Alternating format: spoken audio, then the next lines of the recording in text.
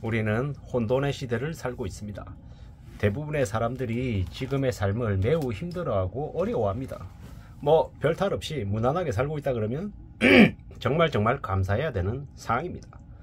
지금 회사가 잘 나가고 뭐 조직에서 임원이고 되게 건재하다 이래도 실제로 그들의 속내를 들여다보면 매우 불안해합니다. 왜냐? 언제든 이제 내몰릴 수 있다는 걸 너무도 잘 알죠.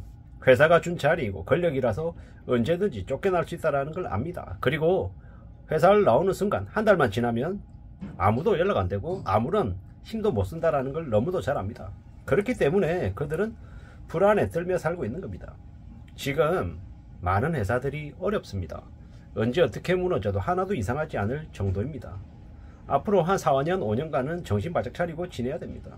한국만 그러냐? 아니죠. 중국도 그렇고 영국도 그렇고 뭐 미국도 그러고 우리가 흔히 얘기하는 선진국이라고 하는 나라들이 되게 많이 어렵습니다. 지금의 상황이 많이 심각하다라는 거죠. 그걸 잘 알고 명심하고 지내야 됩니다. 어떻게든 좀 삶을 안전하게 살 공리를 할 필요가 지금 있다라는 겁니다.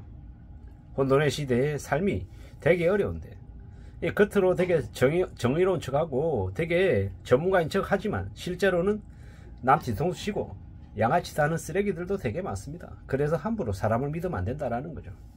지금 뉴스만 보면 부동산이나 주식이나 한국의 경제가 매우 호황인 것 같습니다. 하지만 현실은요 매우 엉망이죠. 지금 매우 상황이 안 좋습니다. 사람들이 되게 힘들어하고 되게 곤욕스러워합니다. IMF 시즌2가 이미 시작됐다라고 이야기합니다. 지금요 강남 3구는 안 떨어진다고 8억 빌리고 10억 빌려가지고 입주하면 어떻게 되겠습니까? 끝장나는 겁니다. 빌릴 때는 8억 10억이 적은 것 같지만 이자 갚고 원금 갚으려면 큰일 난다라는 겁니다. 2024년입니다. 지금 2025년 하반기만 되어도 한국의 부동산 시장도 매우 안 좋아집니다. 지금 이미 중국은 고점 대비 마이너스 70%, 마이너스 80%랍니다. 망하고 중국을 탈출하겠다라고 마음먹고 있는 사람들이 되게 많답니다. 도박, 음주, 한탕주의, 절도, 사기, 납치, 온갖 나쁜 일들이 차고 넘치고 있는 게 지금의 중국 상황인데 이게 중국으로 끝나는 게 아니라 이 다음에는 그 중국의 모습을 한국이 고스란히 이제 닮아간다라는 겁니다. 지금요 되게 어렵답니다. 1997년 IMF 때보다 상황이 더 안 좋다고 합니다. 그래도 1997년 IMF 때는요 IMF가 터지기 전까지는 경제성장률이 7% 8%였어요 그리고 IMF가 터졌지만 뭐 V자 반등을 할 수 있었던 건 경제성장률이 매우 높았고 사람들의 그 의지, 희망 이런 것들이 강했단 말이죠. 회사가 망해도 그 안에 있는 직원들이 다시 살리겠다라는 의지, 각오 이런 것들이 있으면 회사가 금방은 아니어도 살아날 수가 있습니다. 근데 조직 구성원들이 나 몰라라고 놔버리고 자포자기하면요 회사가 살아날 가능성이 0에 가까워지는 거죠. 지금 한국의 경제 상황이 그와 비슷하지 않나라는 생각을 해봅니다. 지금 현금이 시가말 나가고 사람들이 점점 힘들어지고 어려워진답니다.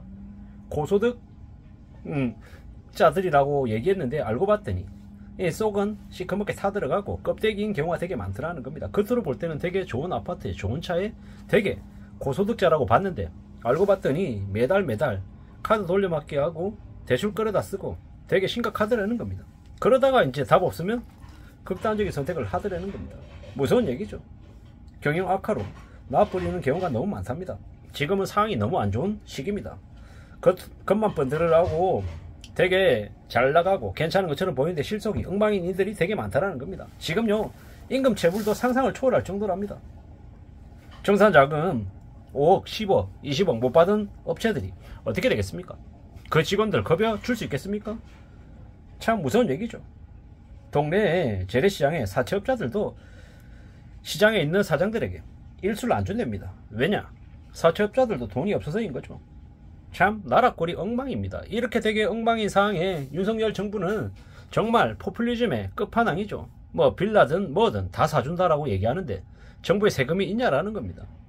지금 너무 발빠르게 88 대책이라 그래가지고 부동산 관련한 대책을 내놓는데 아무리 생각해봐도 의심스러운 거죠. 한국의 부동산 시장에 엄청난 쓰나미가 몰려오고 있는 게 아닌가라는 의심이 든다라는 겁니다. 함부로 믿어서는 안 됩니다. 지금 주변 환경을 정말로 예의주시하면서 안테나 세우고 관찰하고 확인해야 될 것 같습니다. 그러지 않으면 정말로 답이 없는 시기가 지금의 시기다라고 생각해야 됩니다. 중국의 부동산 시장이 엄청 안 좋으면 중국으로 끝이 나겠냐라는 겁니다. 그게 한국으로 넘어오는데 시간 차이가 있긴 하겠지만 결국 확산될 수밖에 없다라고 생각합니다. 정상적인 시장 상황이 아니다라는 겁니다. 정말로 정신 바짝 차리고 살아야 됩니다. 긴 불황에 살아남으려면 어떻게 해야 되겠습니까? 성실해야 되고 함부로 요행을 발해서는 안 되겠다라는 겁니다. 그리고 공짜로 뭔가를 기대해서도 안 되겠다라는 겁니다. 지금 중국이 상해나 북경이 일본의 1994년하고 비슷하다라고 얘기하는데 홍콩 경제 상황도 엉망인데 한국의 뉴스에는 중국과 홍콩 얘기가 없습니다. 참 어처구니 없는 거죠. 이게 뭔가 싶은 거죠. 비정상적인 상황이다라는 겁니다. 윤석열 정부가 언론을 통제해서 언론에 제대로 된 뉴스가 나오지 않는다라고 보면 맞겠습니다. 왜겠습니까? 지금 이 다른 나라들도 매우 상황이 안 좋다라는 걸 오픈하는 순간 한국의 여론이 너무나 안 좋아질 것 같아서 이제 억지로 지금 언론을 틀어막고 있다라고 생각합니다. 언론을 틀어막든 어쩌든 간에 지금의 상황이 매우 안 좋음을 많은 사람들이 피부로 느끼고 있습니다. 어떻게 살아야 되겠습니까? 어떻게 생각해야 되겠습니까? 금방 정상화될 수 있겠습니까? 아니면 이 힘겨운 시간들이 오래 가겠습니까? 아마도 이 힘들고 어려운 시간들이 오래 갈 것 같습니다. 지금 이제 8월 8일 날 한국의 증시가 장중 10% 이상 이렇게 마이너스가 났었죠. 그게 끝이 아니라 또 하나의 신호일 뿐이다. 앞으로 그러한 일들이 여러 번 반복될 것이고 나중에는 주가가 많이 내려갈 거다라고 생각합니다. 주가가 와장창 내려가면 그렇게 되면 어떻게 되겠습니까? 그것 또한 실물 경제로 전이 되는데 시간이 걸리긴 하겠지만 실물 경제로 전이가 되는 건 피할 수 없다라는 겁니다. 결국에는 실물 경제나 그 주식이나 여러 가지 뭐 지표상으로 나오는 거나 결국에는 일치할 수밖에 없다라고 저는 생각하고요. 앞으로 우리의 삶이 더 빡빡해지고 더 힘들어질 거기 때문에 스스로 살 궁리하고 스스로 대비책을 세워야 된다. 저축하고 뭐 비상자금 마련하고 어떻게든 좀 삶을 좀 다운사이징하고 앞으로 뭐 먹고 살지에 대한 고민도 진지하게 좀 하고 대비 대책 같은 것들을 더 챙겨야 된다라는 말씀을 좀 드리고 싶습니다. 그렇게 살아야 그래야 삶이 지켜지고 우리의 주변 사람들에게 도와줄 힘도 생기지 않겠나라고 생각해 봅니다. 참 막막하고 힘들고 어려운 시국이 지금이다라는 걸 잊지 말아야 될 것 같습니다. 가만히 있는데 그냥 돈이 뭐 넝쿨째 들어온 일은 없다라고 생각해야 됩니다. 유행 발해서도 안 되고 쉽게 뭔가를 가지겠다라는 생각도 매우 조심해야 될 것 같다라는 생각이 듭니다. 지금은 매우 우려스러운 상황이다. 쉽지 않은 상황이기 때문에 더욱더 정신 차리고 더 조심하고 더 대비하며 살아야겠다라는 생각을